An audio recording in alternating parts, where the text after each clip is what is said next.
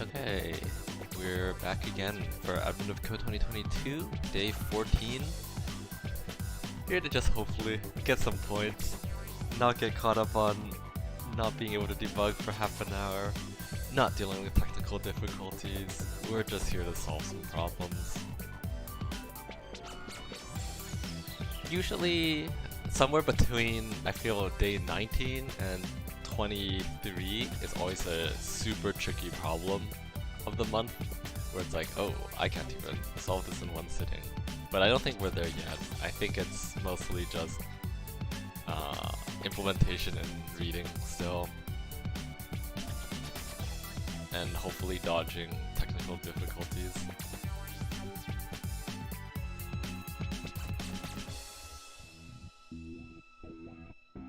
But yeah, I'm still hopeful we can score some points on at least a handful of the remaining days. Whether that'll get us up to 1,000, I'm not sure, but that's still the goal. I still have hope, I think. Fingers crossed, knock on wood, that we've gotten past all the technical difficulties and stuff.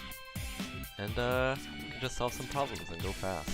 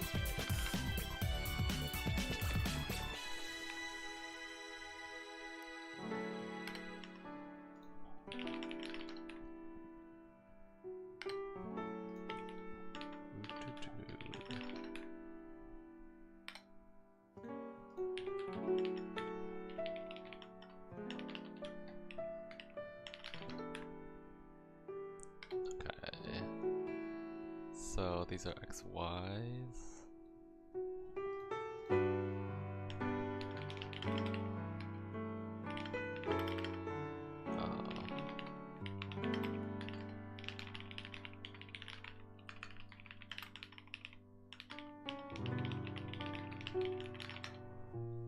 So it's like that.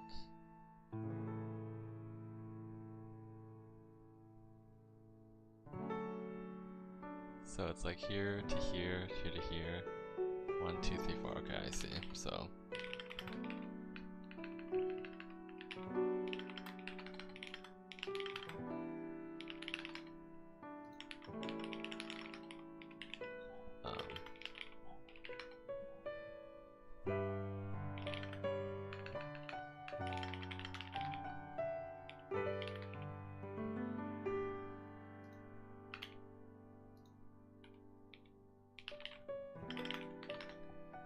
So we want to figure out everything on that path.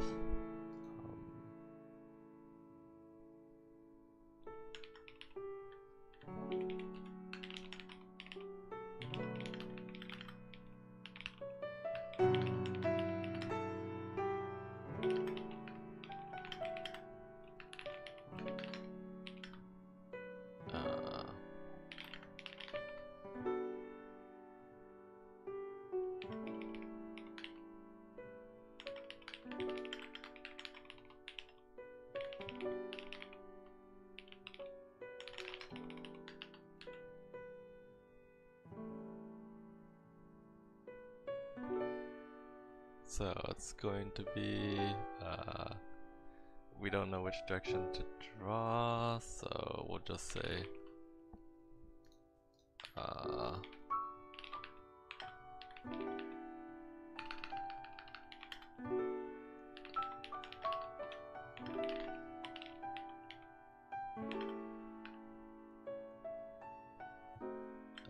like that, +1.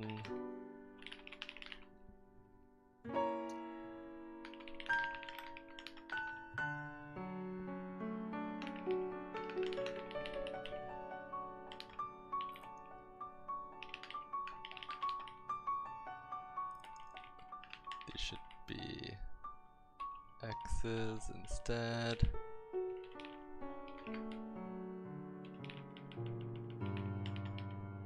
Like that. This will be that. And this will be that.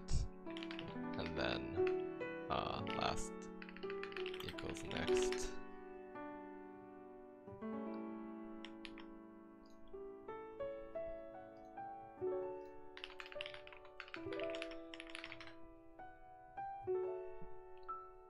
Maybe we'll do it this way.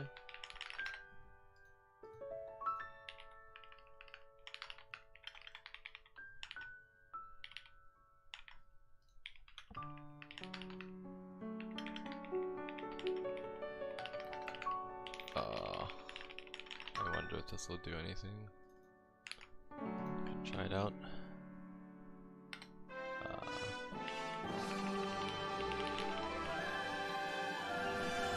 Okay, that's actually super helpful. Okay, and then unit of sand always snowy simulate, so the towel sand. What? Oh, the source of the sand is at 500. Okay. 1 unit at a time. So it comes down. How many sand come to rest before the sand starts flowing to the abyss below? So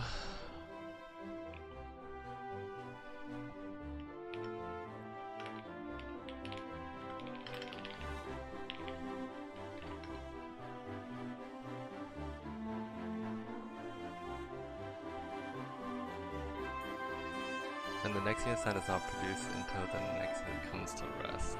So it's gonna come down. If it lands, if it's blocked, it tries to move diagonally there, and if it tries to go there, and if not, it comes to rest. Okay.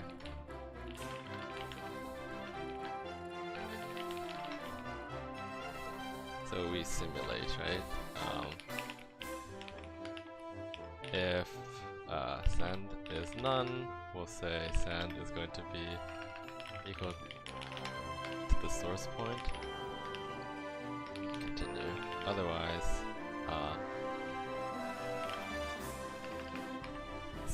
otherwise we want it to drop. So then, if sand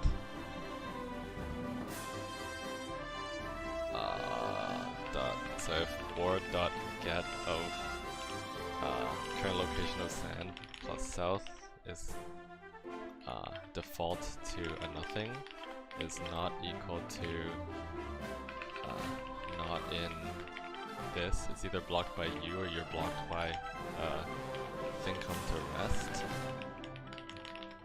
Then we can go south.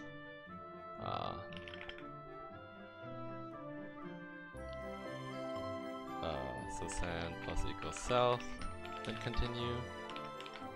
Otherwise we try to go southwest.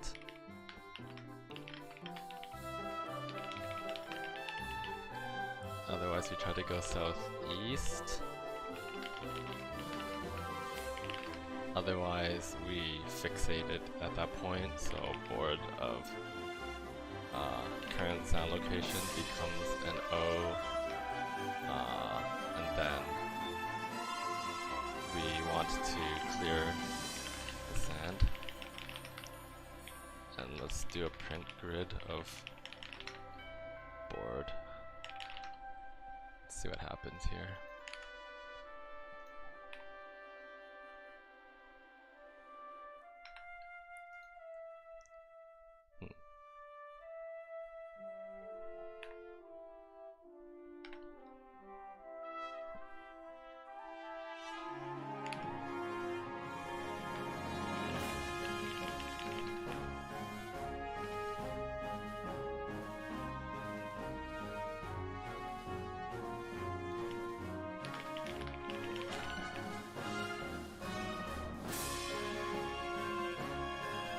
Oh, we're falling. Oh, we want to be at... We did X, Y's, and it actually comes in at 5. Oh, we're going... It's going north, I guess? Where's 500?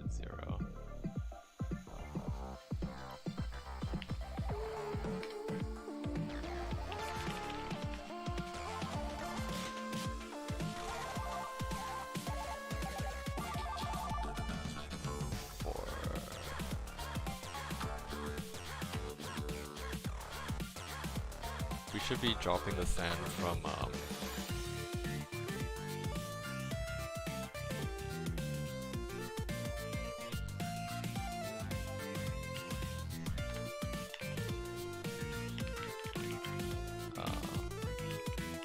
let's try this.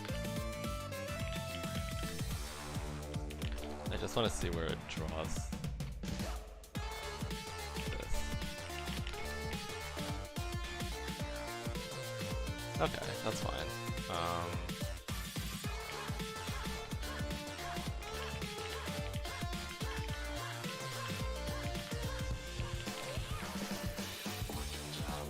Yeah, that's what I thought. Okay, so we're actually flipped here. We should be going north here. We should be going northwest here, and we should be going...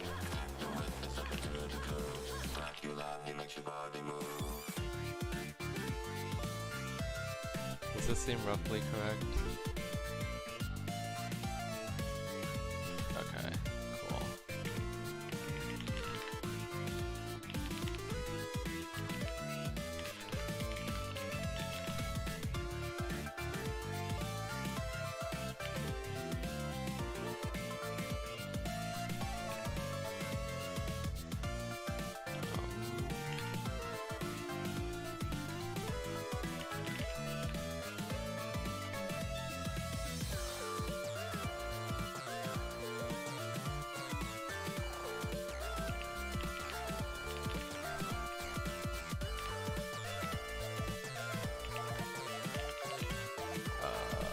Dot Y is good and something ridiculous. And then it's...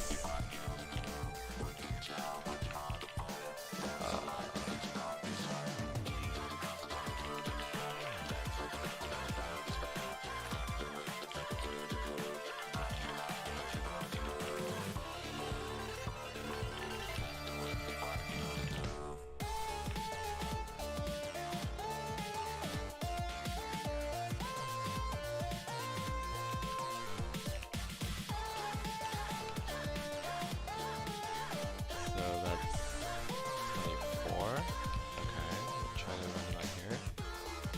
Wow, people are fast.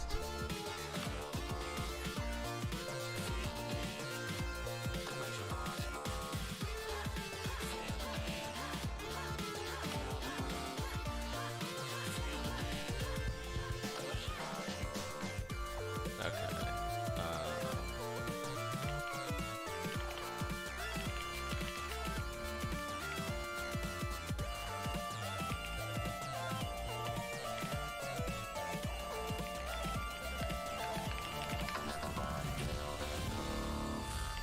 So we want to do y max of max y equals max of max y and y.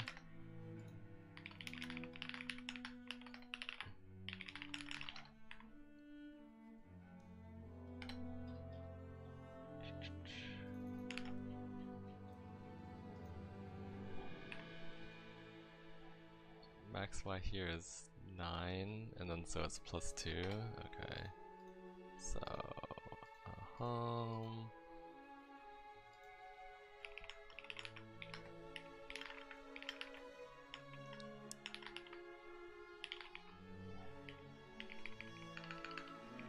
it's fine. It's fine.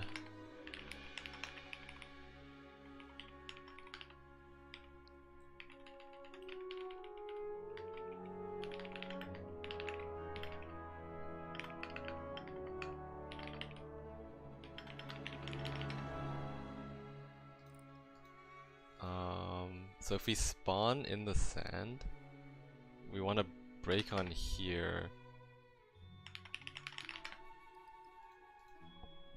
So we set sand to none. If we spawn in the sand, okay, I guess it's this condition here. LF, the current location of the sand is equal to the source. We break, so that would be 92, 93. So 1 plus this. Okay, sure. No, we're not correct. We guessed 7415.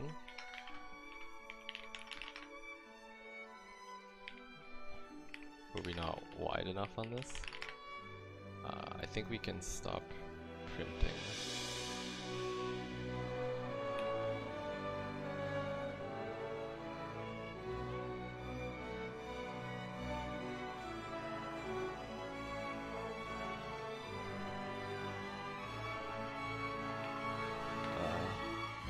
I don't need you to print out.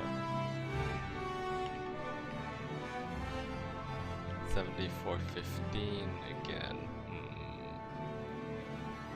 Which was a wrong answer from before.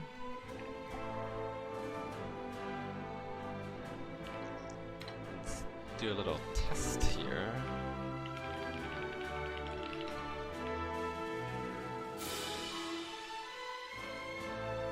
No, I mean, that's not going to be helpful.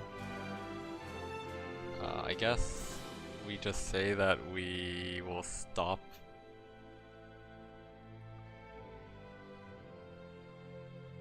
Like, I mean, I don't want to really draw this that big.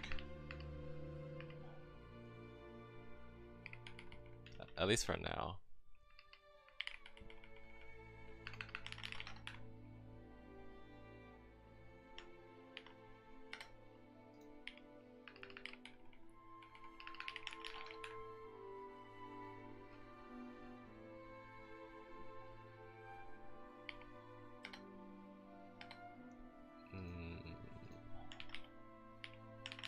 Can we just implicitly draw this thing at the end?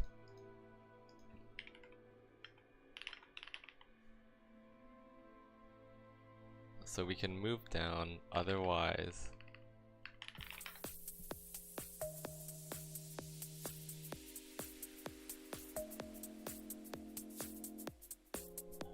we should try to stop.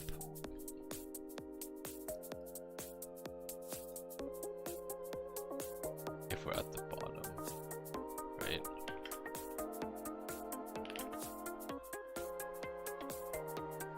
So it would be sand.y is +1 is less than max y, something like that. I hope I'm not off by 1. That would be unfortunate.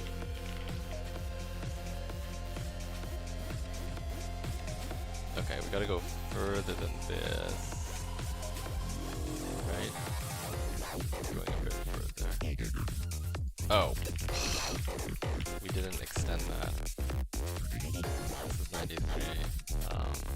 So this seems fine. We get a different number. We get 7415 again.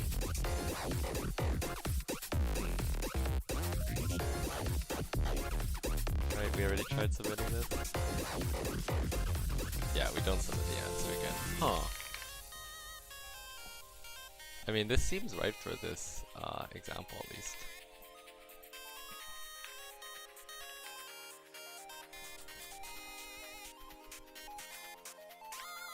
I mean, I guess just for completion's sake, we can do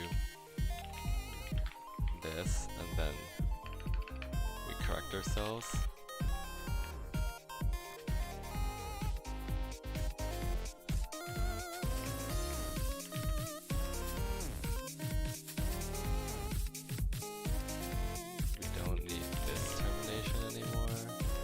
this doesn't,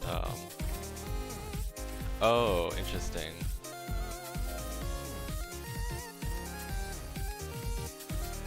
Are we not exiting on this termination condition? Oh, we are. Oh. 93. Really? It's not 71. Like, I feel like this should be the correct input.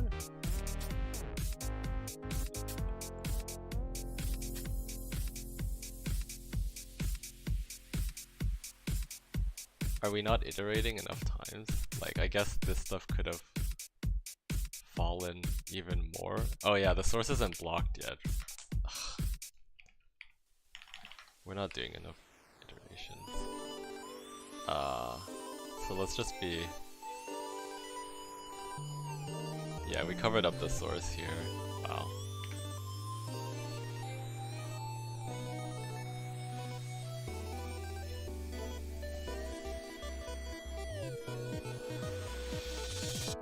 I think it's automatically waiting out the timer for me. So I suspect this is correct. Yeah. Wow, we just didn't iterate enough times. I wonder how quickly we would have snuck into top 2 if I had caught that. Though, better day today, so I will go jump to the future and then we can walk through the problem. Okay, cool. I think we should be back live again in real time. So I was just in the middle of cleaning up some of the code, so before I lose my train of thought, I'm gonna try to just finish this up real quick.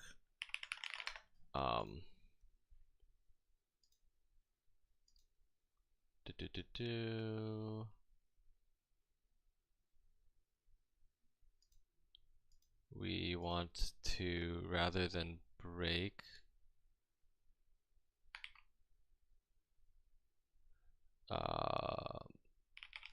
I want to return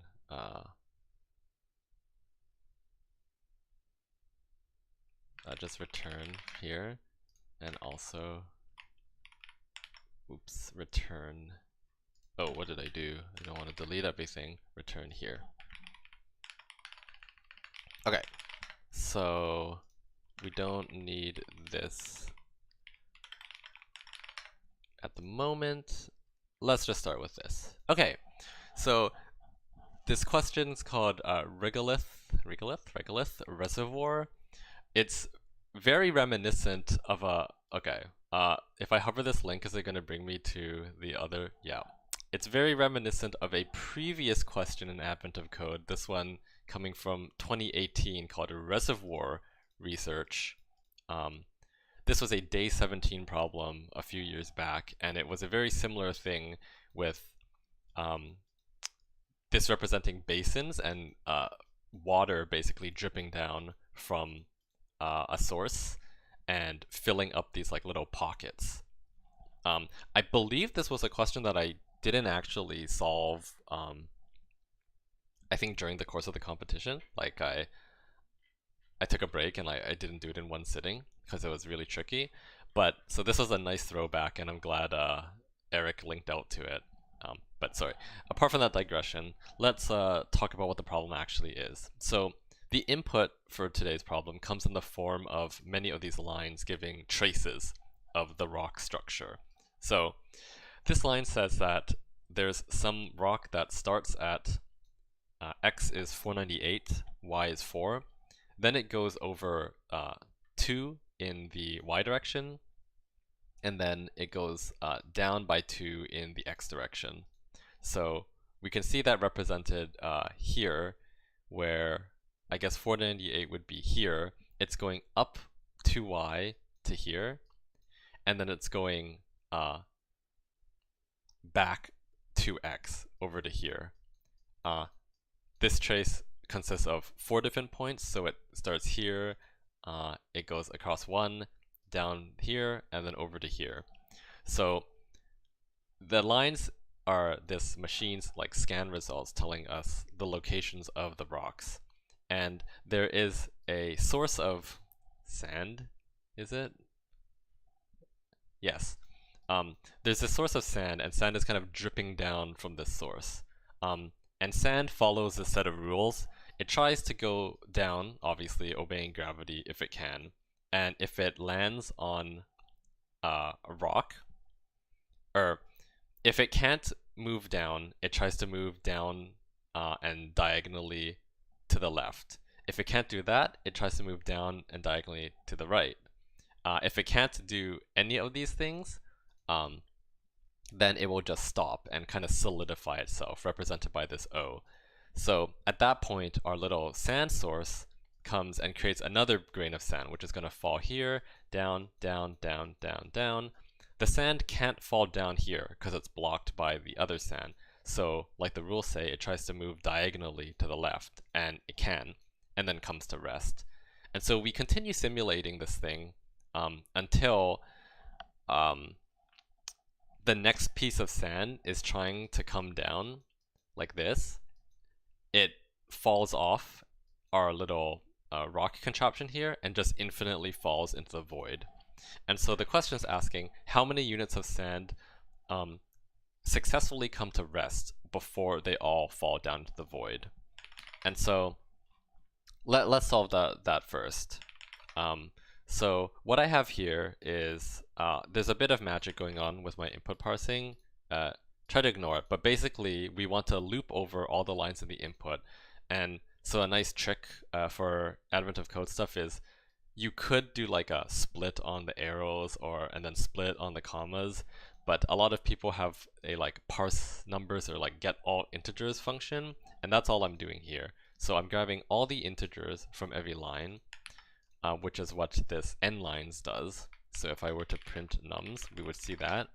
Then I'm grabbing pairs of them, which is what chunks is doing, and appending them to my list of what the trace is. So if we run this, we see that the first trace comes out as 4984, 4986, 4966. These are just grabbing the numbers from the line, right? Then I'm going and creating points from successive pairs of them. So I'm grabbing pairs and appending them to the trace. So at the end, we have something that looks like this. We have one trace saying, giving these 3 points, kind of the where the snake turns, if you think of each of these as a snake, and then another trace here representing this snake, right? So then what do we do with that? Then we kind of want to fill in the gaps, because all the trace tells us are these corner points. We want to fill in the rest. So simple enough. Again, I like this sparse grid representation. It's pretty handy. So for each of the traces, we basically just run through the logic of starting at the start of the trace. We look at the next point, and we know that it's going to be grid aligned. So if we're aligned in the x-axis, say we're going from here to here, our y is the same, we want to just walk across the x and fill in all of those with pound symbols. And otherwise, we have to be going upwards. So we're going to walk all the way up and fill that in with pound symbols. A common thing that can happen with these situations is if you assume that, you know, the second point is always going to be less than the first point or vice versa, these ranges won't work out naively. So a bug that you could commonly write for an Advent of Code type situation in this type of a question is you might have written something like, for y in range, we go from where we were to where we want to go next. This won't actually work. I guess this should be a y, but this won't actually work if last.y is bigger than next.y. If we were going from I guess here to here, right? The range won't work. So the quick fix for that is you just take the min of the two values you want to go from and use that as the first parameter to range, and then take the max and make that the second. So all this is fill in the board with all the rock locations. Board is just a convention for anything grid-like that we're doing. I just always call it board out of habit.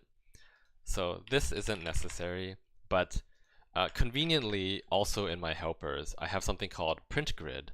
And so just to verify that we did stuff correctly, we can pass in the dictionary and have it printed out very nicely. And this is how I quickly verified that the parsing and stuff was correct. This all looks like the sample grid.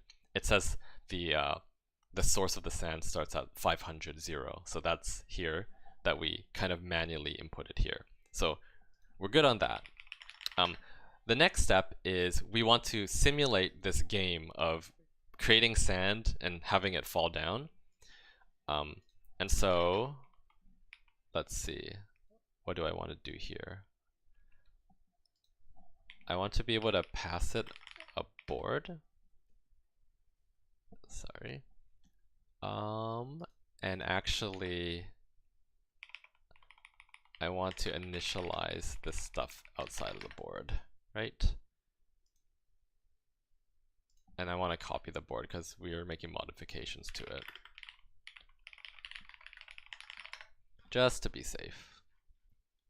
Yeah, so this simulate function is going to simulate basically us playing this game of trying to drop the sand. So first, there are states where there is sand falling and there isn't sand falling. That's just how I decided to encode it. So to start with, there's no sand, and we do this infinite loop of if there's no sand, we spawn a new sand particle at the source. Remember, the source is at 500, 0, and then we move to the next tick of our simulation. Then, as just a awful heuristic, I made it so that so for part 1 basically says simulate until sand is falling into the abyss. So in a situation like this, the y is just going to keep increasing and increasing and increasing, like infinitely.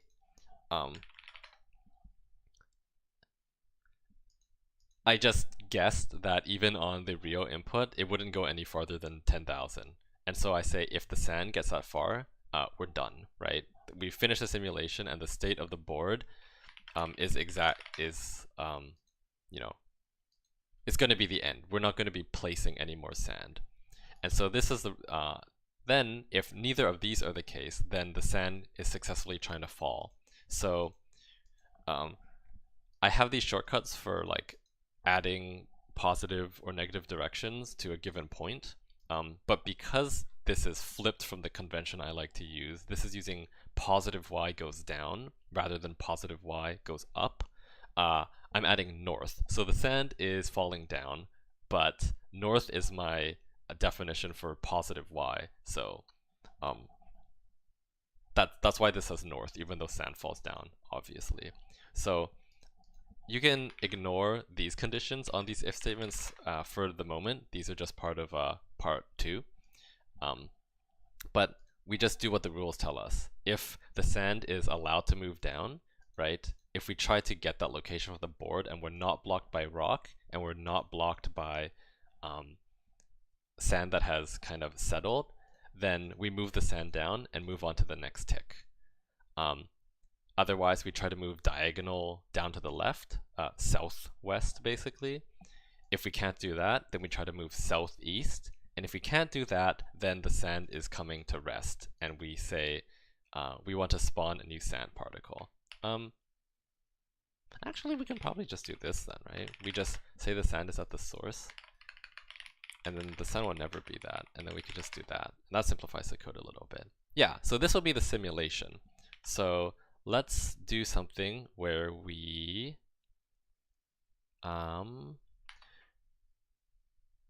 new board is going to be the answer to simulating the current board, and then we're going to print out the new board after simulating it. So we're going to grab the sample input, we're going to run the code and see what happens.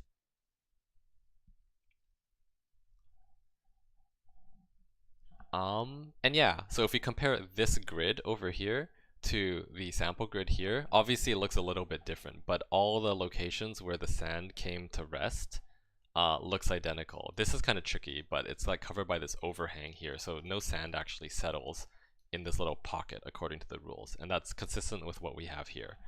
So that's excellent. That kind of confirms that we did this correctly. And so at that point, all we have to do is count how many O's there are in the grid, basically. So all we have to do here is, this is our part 1 board complete. And so the answer to part 1 is just going to be the sum of all values. So V for V in the part 1 board of the values. We don't care about the locations. We can do this, the sum if V is equal to O, to settled sand.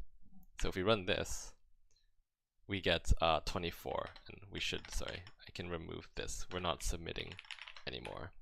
So we get 24, which I think is what they say the answer should be for the sample. Yep, and if we run it on my real input, we get 672, which was the answer. So pretty straightforward once you encode the logic for this. Now for part 2, the twist on that is rather than the sand just falling permanently to the abyss, there's a huge seafloor, or I guess we're not in the water. There's a huge floor. We don't have time to scan the floor, but this floor extends infinitely to the left and to the right, and it is 2 down more than the lowest y in our grid. So naively, what I did at first was just created an extremely long, we compute what that max y should be and then draw the line as far as possible. So that's one way to do it, right? I think that actually would have worked. The reason why this didn't end up working for me and I thought it was wrong is because I didn't simulate enough ticks. Okay, let me just finish explaining part 2. So how do we decide when to end if the sand can just keep piling up? Well, at some point the sand will pile up so high that sand will come to rest kind of at the source and block it off. And so that is now the new end condition of our search. And so in this scenario, how do we solve the problem? So I'm going to try to do it this way. I think this is cleaner than drawing an infinite line, because for an even trickier input, the board might extend like a lot further. So how do we solve this? Well, first we want to compute what the max y value is. And we can do that while we're processing the input. We just keep track of what the biggest y we've seen is. So I will say the floor y is going to be the biggest y we've seen plus 2. And then we want to basically add more checks to our rules for when sand is going to settle. Even though this doesn't exist in the board, we're not going to draw in this rock at the bottom, we will still encode into the rules that sand should stop magically if it would be quote-unquote settling on the floor.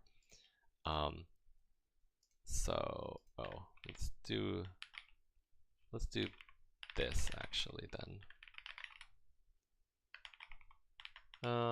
No. We can just rename this to the floor. So by default, just so that this would work on part 1 and part 2, I set floor to a really arbitrarily big value so that this never comes into play for part 1, right? We can just essentially ignore it. Like, this will never terminate. The sand would be able to just keep falling. So that's the answer for part 1. But for part 2, we have to exit a different way. We're going to simulate permanently until this source gets blocked. And so that's when this one comes into play. So if the sand is overlapping the source location, and it couldn't move down any further, that's the important part, then we will do one final step where we assign that spot to a spout, and then we can return our new board. So let's do this.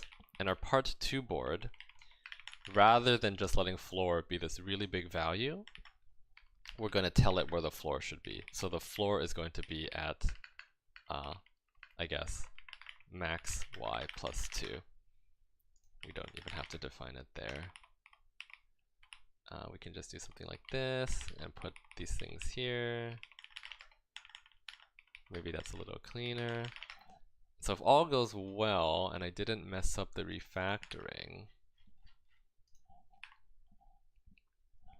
24 and 24. Well, that is definitely not correct. I think I have to comment this out.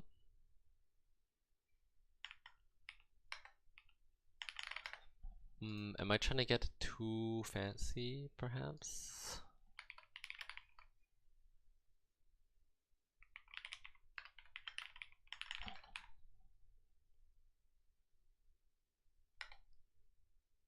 Oh, I didn't switch those variables. Okay, right. So for part 2, of course, if we simulate with part 2 and tell it where this floor should be, we get 93 as the answer for the sample. And if we run it on our real inputs, it takes a little bit to process, but we get the answer for part 2, 26831, which is what it was for my problem. So yeah, interesting problem of it's our little simulation of something for the day. I'm surprised at how quickly people were able to parse part 1 specifically, but we did better. Part 2, we should have scored pretty well, I think, if it weren't for what happened was I wasn't simulating enough steps and it just exited, and I assumed that, you know, the system had come to a rest, but that actually wasn't the case, because on the real problem input, it was big enough that I think I picked 100,000 or something. That wasn't enough ticks to fill up all of the sand. So, yep, moved down in ranks for part 2, but definitely a better day than I think all of, like, the last few days. I think these were our technical difficulty days or something like that. So we're bouncing back. We have a shot of landing some good points on some of the harder questions, I think. So yeah, that was today's problem. So thank you for watching, and I will be back tomorrow to stream.